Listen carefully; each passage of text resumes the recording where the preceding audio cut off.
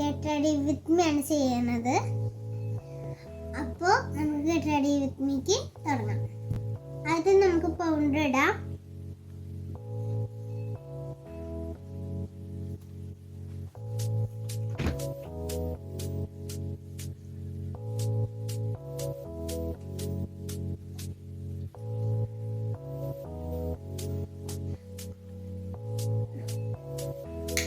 നമുക്ക് ഫൗണ്ടേഷൻ ഇടാം.